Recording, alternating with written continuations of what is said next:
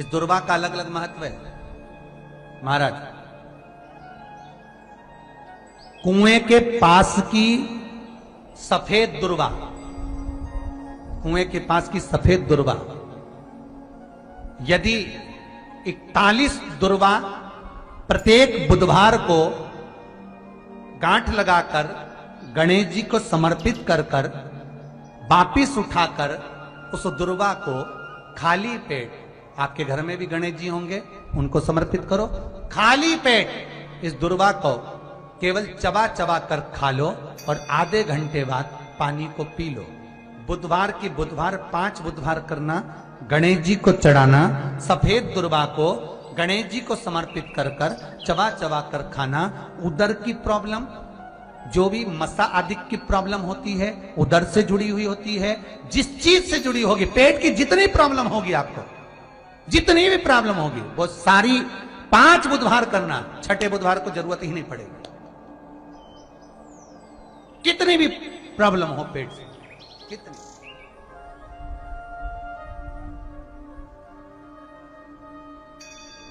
पेट से जुड़ी हुई प्रॉब्लम जितनी भी समाप्त। यही दुर्वा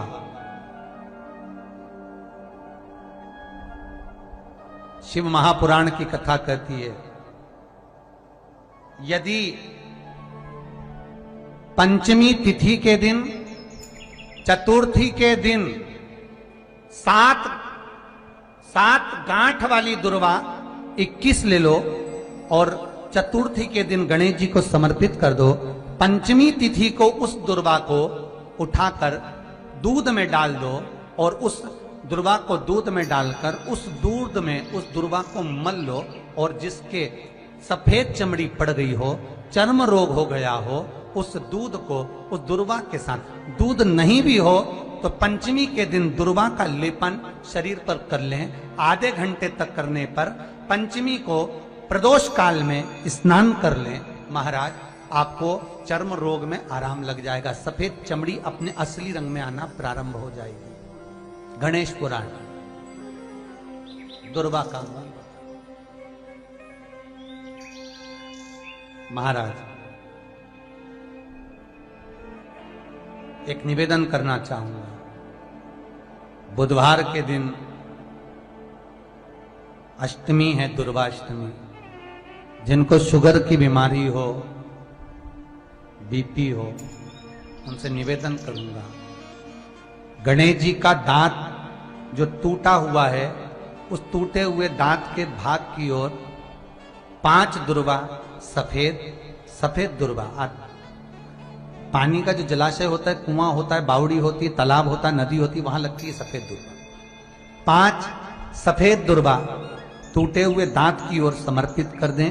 बुधवार के दिन, अष्टमी तिथि दुर्वाष्टमी के दिन, दोपहर में ठीक 12 बजे वही दुर्वा 5 मिनट बाद उठा लें और उस दुर्वा को एक एक दिन में सुबह खाली पेट एक दुर्वा को खा लें।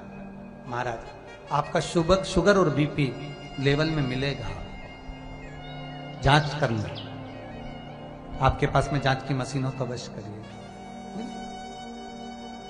प्रेम, अगर आपने देवता से भी प्रेम करा है, भगवान से प्रेम करा है, तो भगवान रोग, बीमारी, कष्ट, दुख, दरिद्रता दूर करे। शिव महापुराण के कुमार खंड में श्री वेदव्यास जी लिखते हैं, वेदव्यास जी वर्णन करते हैं कि जिसके घर में भगवान गणेश की नृत्य की मूर्ति लगी रहती है, उस घर में जितने भी परिवार के लोग रहते हैं वो कहीं ना कहीं 24 घंटे काम में लगे रहते हैं, पर उनको शांति रत्ती भर की नहीं मिलती है। यहां तक का व्याख्यान शिव महापुराण करती है। महाराज लोगों को शोक चला, गणेश जी ढोल बजा रहे हैं, वो मूर्ति का फोटो घर में लगा दिया, घर में मूर्ति का फोटो लगा दिया कि गणेश जी ढोल बजा रहे हैं, गणेश जी नाच रहे हैं, वो मूर्ति का फोटो तुरंत घर में लगा दिया। वेदव्यास जी ने कुमार खंड के अंदर वर्णन करा, यदि देवता के अपमानजनक मूर्ति या स्मरण पूजन का भाव अगर कहीं लगाया भी जाता है तो उस घर में शांति रत्ती भर की नहीं रहती है। महाराज यहां तक शिव महापुराण कहती है कि भगवान शंकर का शिवलिंग आप घर के अंदर रख सकते हो, भगवान शंकर का शिवलिंग घर में रखकर पूजन कर सकते हो, भगवान शंकर के शिवलिंग का आप स्मरण कर सकते हो, भगवान शंकर के शिवलिंग की आप पूजन कर सकते हो। पर शंकर, जब शिवपुराण खुद कह रही है कि शंकर का जो भौतिक स्वरूप है, शंकर का जो शारीरिक स्वरूप है, जैसे आप शिव महापुराण के पीछे जो बैनर देख रहे हो, इस बैनर में शंकर जी का जो स्वरूप दिखाया जा रहा है, ऐसी मूर्ति तप करने वाली, ऐसी मूर्ति आशीर्वाद देने वाली, ऐसी मूर्ति जो भगवान शंकर का मूल स्वरूप दर्शाती हो, ऐसी मूर्ति घर के अंदर नहीं रखी जाती। स्वयं शिव महापुराण करे, फिर वो मूर्ति छोटी हो चाहे बड़ी हो, फिर वो मूर्ति कितनी भी बड़ी आकृति की हो, शिव महापुराण की कथा कहती है। हाँ, शिवलिंग जो भगवान शंकर का एक मूल बिंदु है, भगवान शंकर का एक मूल बिंदु विराजमान है, भगवान शंकर का एक मूल बिंदु का निर्माणित है वो शिवलिंग। आप छोटे से छोटा, बड़े से बड़ा कैसा भी रख सकते हो। शंकर को एक बेलपत्र भी अगर हम समर्पित कर रहे हैं तो वो आखी हो, एक चावल का दाना भी हम शिव को दे रहे हैं तो वो आखा हो, एक पुष्प भी अगर हम भगवान शंकर को दे रहे हैं तो आखा होना चाहिए, श्रीफल भी दे रहे हैं तो आखा होना चाहिए। इसलिए शंकर जी के मंदिर में नारियल नहीं फूटता, आखा।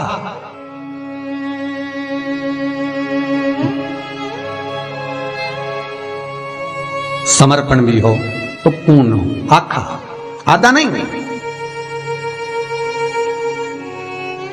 कुएं के पास की सफेद दुर्वा, कुएं के पास की सफेद दुर्वा, यदि 41 दुर्वा प्रत्येक बुधवार को गांठ लगाकर गणेश जी को समर्पित कर कर वापिस उठाकर उस दुर्वा को खाली पेट, आपके घर में भी गणेश जी होंगे, उनको समर्पित करो, खाली पेट इस दुर्वा को केवल चबा चबा कर खा लो और आधे घंटे बाद पानी को पी लो।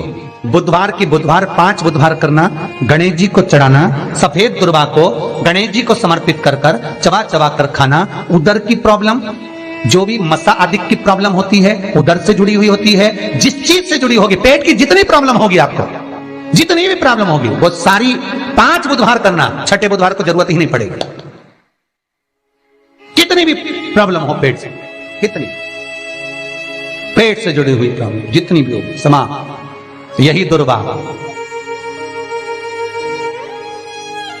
शिव महापुराण की कथा कहती है, यदि पंचमी तिथि के दिन, चतुर्थी के दिन 7 गांठ वाली दुर्वा 21 ले लो और चतुर्थी के दिन गणेश जी को समर्पित कर दो। पंचमी तिथि को उस दुर्वा को उठाकर दूध में डाल दो और उस दुर्वा को दूध में डालकर उस दूध में उस दुर्वा को मल लो, और जिसके सफेद चमड़ी पड़ गई हो, चर्म रोग हो गया हो, उस दूध को उस दुर्वा के साथ, दूध नहीं भी हो तो पंचमी के दिन दुर्वा का लेपन शरीर पर कर लें। आधे घंटे तक करने पर पंचमी को प्रदोष काल में स्नान कर लें। महाराज, आपको चर्म रोग में आराम लग जाएगा, सफेद चमड़ी अपने असली रंग में आना प्रारंभ हो जाएगी। गणेश पुराण दुर्वा का मूल बता। महाराज 21 दुर्वा के 108 बंडल बना लो। अगर एग्जाम में बैठ रहे हो, सरकारी परीक्षा में बैठ रहे हो, पास नहीं हो रहे, नौकरी नहीं लग रही, बहुत जगह इंटरव्यू दे दिया, 21 दुर्वा के 108 बंडल बनाओ, उसकी माला बनाओ और देवी के मंदिर में, माता जगदम्बा के मंदिर में, अर्थात जहां शंकर पार्वती पूर्ण परिवार विराजमान हो, ऐसे देवी के मंदिर में गणेश जी के गले में वो माला अर्पण करिया है, अपना नाम बोलकर और जिस एग्जाम में बैठ रहे हैं उसका भाव वर्णन कर कर महाराज। और वहीं से एक पुष्प लेकर अपने कमरे में जहां पढ़ते हो, कांच की प्लेट में उस फूल को रख दीजिए और दूसरे दिन एग्जाम के लिए चले जाइए, आपको उसका फल अवश्य मिलेगा, अवश्य मिलेगा, आप उसमें उत्तीर्ण होंगे, फल प्राप्त होगा। दुर्वा सुख का अनुभव करा दे, आनंद का अनुभव। महाराज, भगवान के मंदिर में पहुंचकर ये 5 दर्शन मनुष्य नित्य करता है। पहला भगवान के चरणों का, दूसरा भगवान के नाभि कोश का, तीसरा भगवान के वक्षस्थल का, चौथा भगवान की शिखा का और 5वां भगवान के नयन का।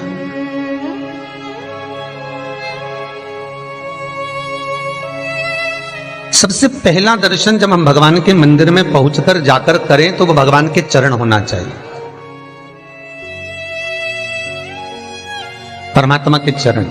भगवान शंकर की जो 5 पुत्रियां हैं, जया, विषहरा, सामरीवाली, दोतली और देव, भगवान शिव की जो 5 बेटियां हैं, रात्रि को सोने से पहले हाथ की अंजलि में जल लेकर जया, विषहरा, सामरीवाली, दोतली और देव, इन 5 कन्याओं का नाम लेकर आचमन कर कर जो रात्रि में विश्राम करते हैं, उनको रात भर नींद चकाचक आती है। उनको कोई चिंता न करने की जरूरत नहीं पड़ती, हो मस्त आनंद में सोते, गोली खाने की भी जरूरत नहीं पड़ती उसको, गोली भी नहीं खाती। अरे भैया, गरुड़ पुराण में एक लाइन आती है, बड़ी सुंदर है, गरुड़ पुराण का 3रा अंश, उसमें यहां तक लिखा है, किसी डॉक्टर को जाकर आप दिखा रहे हो, वो इंजेक्शन लिख रहा है या इंजेक्शन लगा रहा है, उसमें भी आपका कर्म का भाग है, उसमें भी कर्म का भाग है। पूरा शहर छोड़कर इंदौर दिखाने जा रहे हो, पूरा शहर छोड़कर भोपाल, दिल्ली, मुंबई, अपना गांव, अपना नगर छोड़कर वहां के डॉक्टर के पास जा रहे हो, उस हॉस्पिटल में जा रहे हो। क्यों? पुराना है, चुकाना है, वहां तक लेकर जाएंगे, तुमको चुकाना पड़ेगा। मां जगतजननी जगदंबा पार्वती कर रही है, पूर्व निश्चित है, पूर्व निश्चित। किस गांव में, किस नगर में, किस मोहल्ले में, किस जगह पर आपका जन्म हो रहा है और कहां जाकर आपको कमाना है, कहां जाकर आपको खाना है, कहां जाकर परिवार के साथ में रहना है, किस भूमि पर आपको भोग भोगना है, किस भूमि पर जाकर तुम्हारे प्राण छूटेंगे, यह तक निश्चित है। मृत्यु वहां तक ले जाए, जन्म के बाद वो वहां तक भूमि ले जाएगी। कोई कोई तो इंडिया में पैदा हुआ, विदेश में रह रहा है, भारत की भूमि पर रहने के बाद में विदेश में रह रहे हो, विदेश में कमा रहे हो, विदेश में खा रहे हो, वहां रह रहे हो, और कई विदेशी आकर यहां रह रहे हैं। क्यों? क्योंकि वहां का लिखा है अन्नदाना पानी, निश्चित है वहां मिलेगा। ये परिवार जो मिला है, ये कुटुंब जो मिला है, ये कबीला जो मिला है, ये माता पिता जो मिले हैं, ये भाई बंधु जो मिले हैं, ये सखा जो मिले हैं, ये पूर्व के निश्चित हैं। किसी का भोग कर कर तुम आ गए हो, वो तुमको मिल गया, उसको चुकाना है, किसी का कुछ ले लिया, उसको चुकाना है, ये कर्म के अनुसार